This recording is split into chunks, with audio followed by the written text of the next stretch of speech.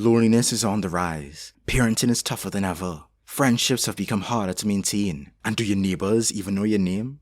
Maybe you've heard the phrase, "It takes a village to raise a child." It's usually grouped with the rest of those vaguely African wisdom quotes circulated on your parents' Facebook, like "A roaring lion kills no game," or "The axe forgets but the tree remembers." The proverb is meant to communicate the importance of community in child rearing. But when shortened, "It takes a village" can refer to the mutual aid found in community that all of us require to thrive. The question is, where is the village today? Villages still exist, I'm not denying that. Some folks enjoy vibrant, extended families, live in tight-knit and active neighborhoods, or ground their social lives in a place of worship. If you have an involved and supportive community around you, more power to you. But for many, there appears to be a growing absence of genuine community these days. We're isolated into overburdened household units and expected to handle the ups and downs of life alone, with a price tag on all the ways we could be connecting. Friendship becomes therapy. Mentorship becomes life coaching. Shared meals become takeout orders. Childcare becomes yet another expense. And with long work hours limiting our free time and the cost of living crisis making it harder than ever to make ends meet, it's no wonder that there's an epidemic of loneliness. Community is a crucial component in overcoming our compounding crises, but reclaiming it in full, without the constraints of our rulers, requires no less than social revolution.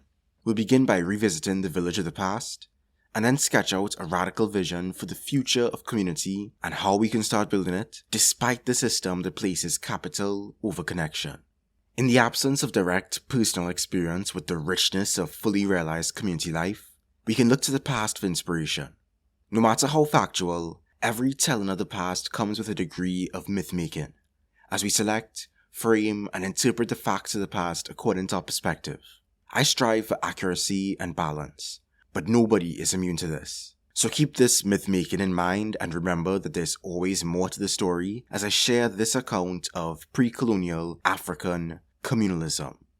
According to the highly generalized historical narrative written by anarchist Mbah, the pre-colonial African village was communal in the sense that it involved every individual in the organization of community affairs. Shared access to land, shared social produce, gift exchanges, and strong ties of kinship defined the African village, ensuring that everyone could meet their needs.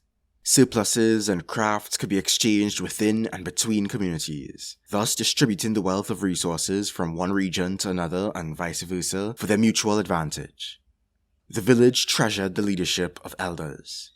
Such leadership was not in all cases based on authority over others, but often simply the recognition of their wisdom and experience, lending them good judgment in the settlement of disputes. Elders took part in the shared labor and enjoyed the shared product of that labor, more or less, just like everyone else. There were no written laws or police forces. Justice for transgressions like theft, killing, or rape came from within the community itself. As the entire village and those outside of it were parts of a web of mutual interdependence, an individual's offense against another had effects that reached beyond the two of them alone, risking shame and consequences upon the perpetrator's entire household, kinsmen, and extended family. Village solidarity was further reinforced through the age-set system, a social structure that brought people together across family lines. Adult men were typically grouped into two broad categories, elders and young adults, the latter deferring to the former, and they move through these stages together with the shared responsibilities, values, and consequences that came with them. Groups of young men would team up to do farm work, build roads, clean public spaces, help with burials, and assist in harvesting crops, not just for themselves, but for anyone in the community who needed support. Women may have also had their own age-set organizations, though their roles and influence varied depending on the society. African communalism was not some perfect anarchist utopia. These were predominantly human economies, as anthropologist David Graeber would describe them. Their focus was less on accumulating capital, and more on the creation, destruction, and rearranging of human beings. Social sanctions often included sanctions against those accused of practicing witchcraft, there was a strong social obligation to marry and have children, which meant you could be viewed with suspicion if you remained single and childless. In some manifestations of this African communalism, women had a pretty low status, perhaps among the many wives of a single man, while other manifestations were distinctly matrifocal. This generalized account of village life cannot factor all nuances, edge cases, and non-African examples throughout history, but it does give us a broad strokes picture of what we may be missing out on today due to the ways our social lives have been fractured over generations. African communalism persists in some parts of the continent, but the rise and spread of states, the apocalyptic consequences of the slave trade, the later imposition of European colonialism and enclosure of property, the consequences of independent nation building, ethnic conflict, and imperial meddling, and the pursuit of capitalist modernity for the sake of development have eroded their relevance today.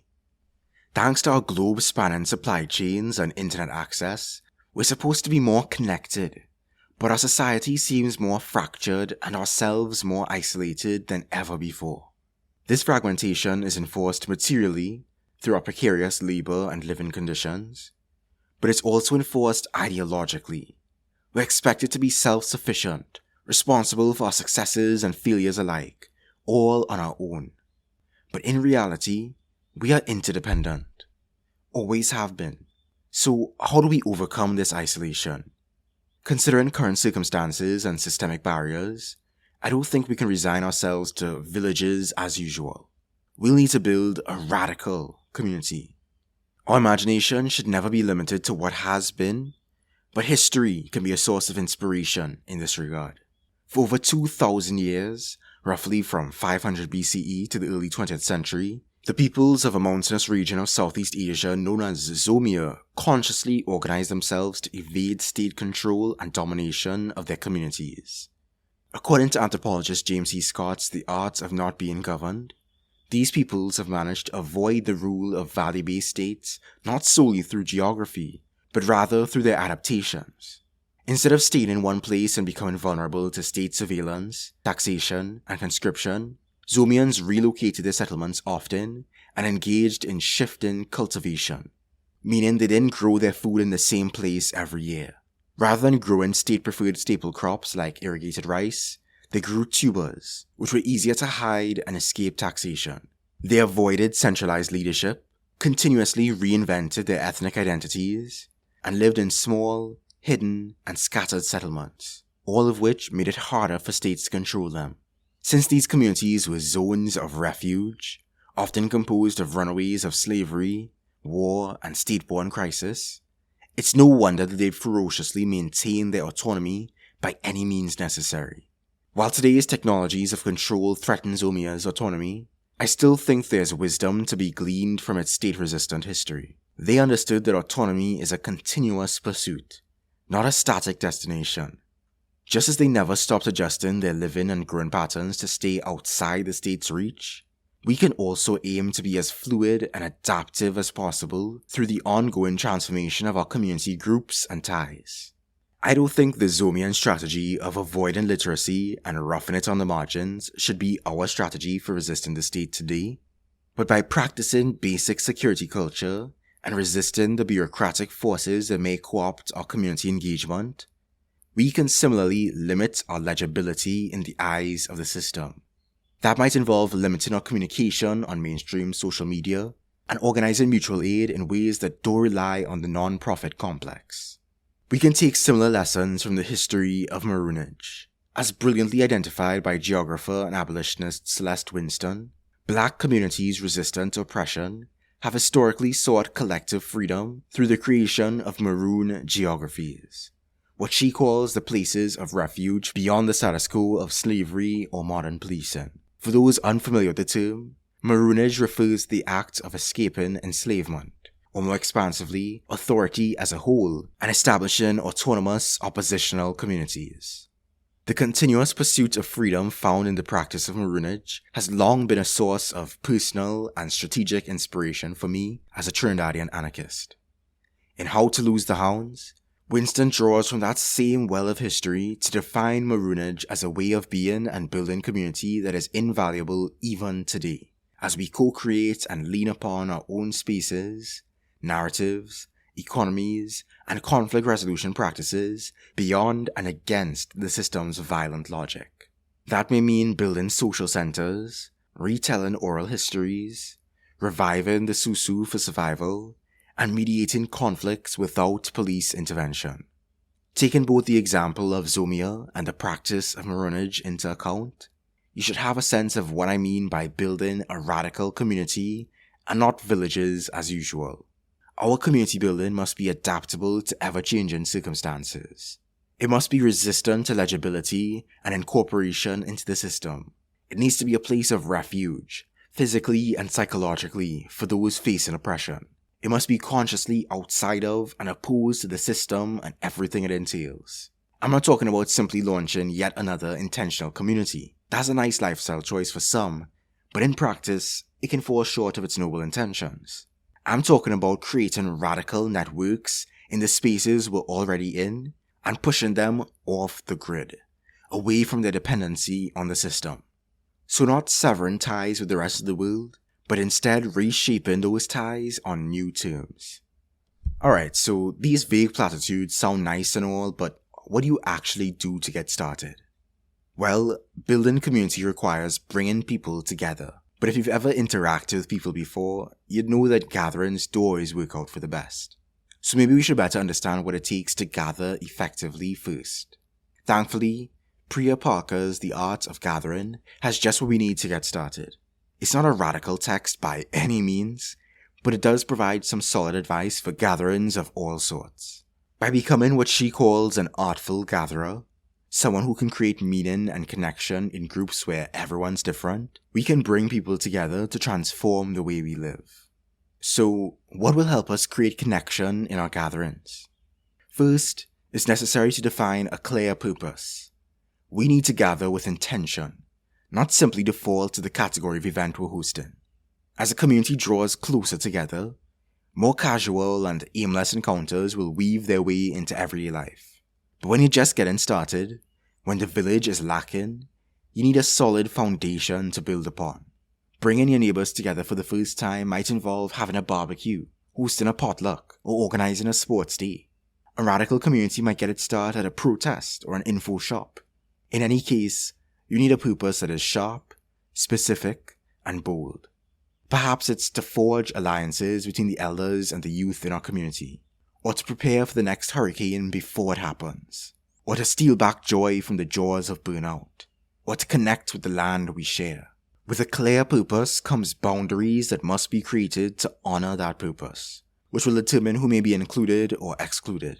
While inclusion can be a positive impulse, it isn't always applicable to every situation. You need to take steps to guard such spaces from surveillance, cooptation, sabotage, derailment, and burnout. Think of these boundaries not as a wall, but as a membrane that will let in what nourishes us and keep out what harms us. Not every gathering is a space for debate. Not every gathering is meant for education. Not every gathering is compatible with every person.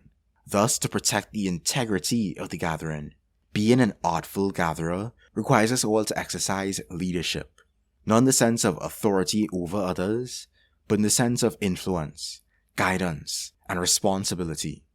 The spaces in which we host our gatherings also matter. If we wish to prefigure the world we seek here and now, then at least some of our gatherings should reflect that. They should break away from the world as is and create an alternate reality where people can experience what else is possible. For example, tactical urbanism can be a way to temporarily transform the built environment of a neighborhood in a way that reflects the will of the people who live there. It may involve painting bike lanes and crosswalks, planting gardens, changing the speed limit, or removing hostile architecture. A block party can be a dual-purpose gathering, as it brings people together for fun, while potentially disguising this sort of DIY urbanism action. Our gatherings should also seek to accommodate those we are trying to reach. Parents may need a dedicated childcare space. Those with disabilities may need accommodations according to their needs. And everyone appreciates comfort. So be thoughtful about how you incorporate food, lighting, and furniture. Beyond designing our spaces, we might also design our time differently. We might decide to forego the traditional event schedule and opt for listening to the rhythms of our bodies, resting and eating when needed instead of when scheduled.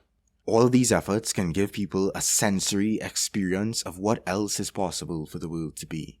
Finally, be sure to end gatherings with intention.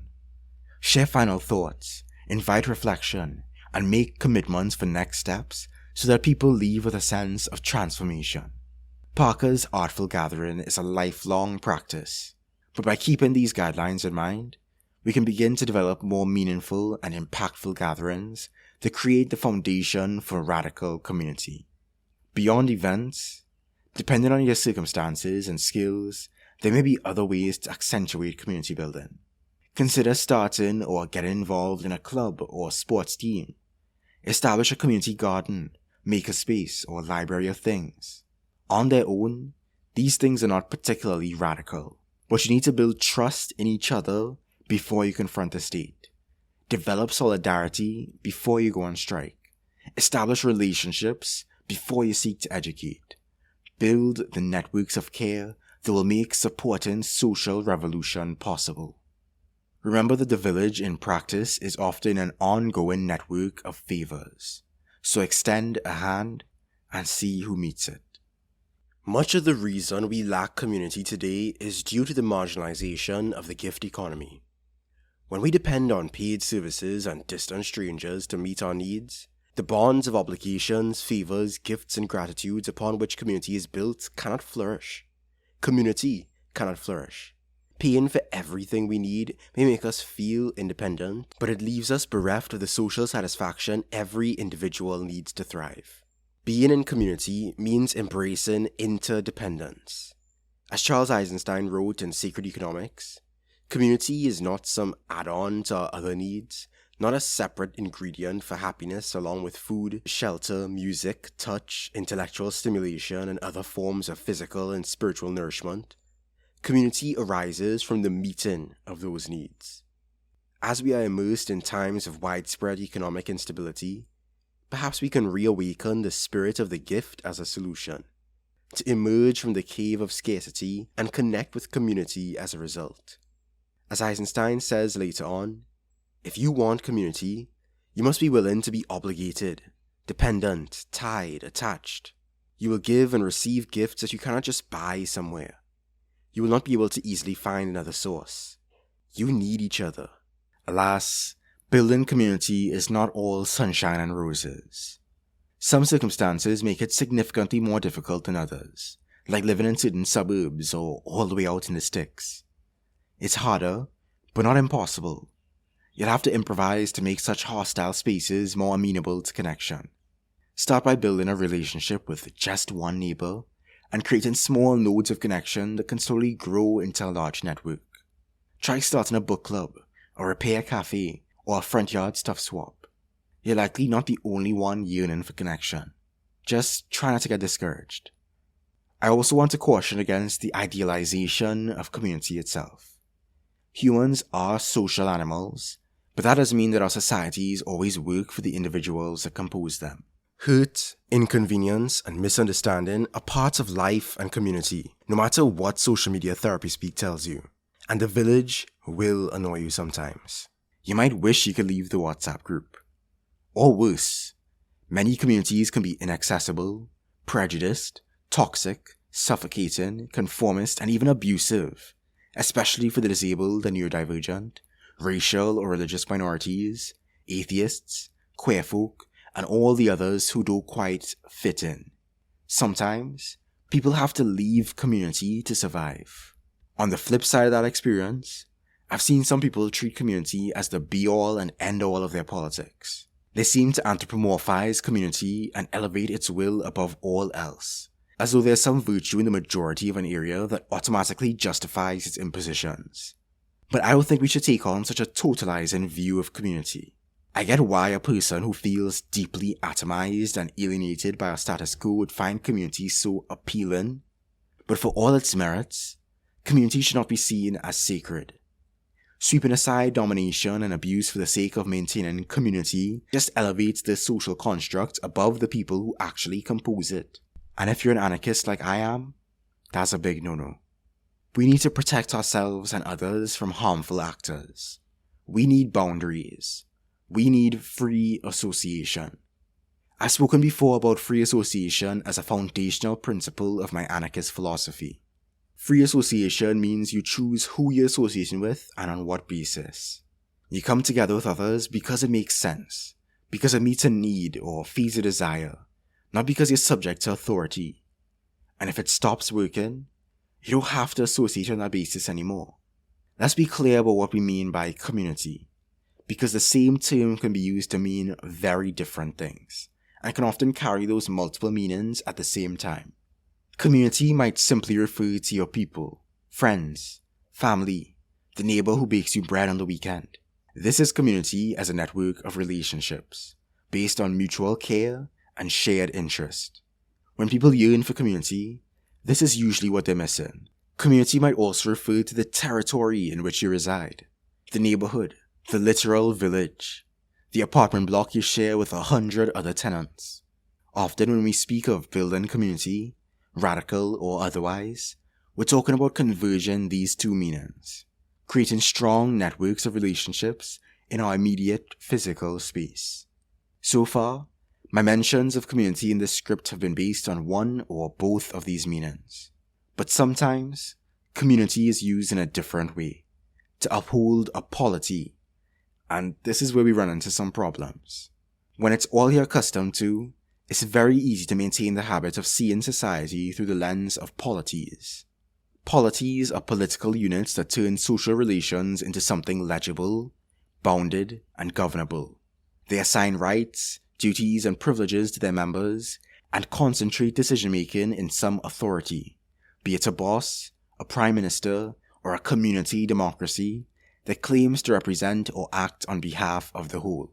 Polities brush over and marginalize the complex and diverse needs and interests that the individuals within them have for the sake of unitary action. Rather than embracing the fact that people are shifting constellations of needs, affinities, and relationships, and being flexible enough to reflect that reality, the polity form treats them all as permanent members of a singular political body that must perpetually exist and act as one. But anarchism asks us to think differently. Free association is based on the recognition that 1. All individuals seek happiness through the satisfaction of their needs, and they need to be free to satisfy their needs. 2. The ideal goal of society is to ensure and increase the happiness of its members. Most societies have failed at this because they have not afforded all individuals the freedom to satisfy their needs, but have instead privileged some individuals over others. Thus, 3. The best form of society is that which brings us closer to this ideal goal by affording us all equal freedom to satisfy our needs. Society or community exists for the sake of the individuals that give them life, not vice versa.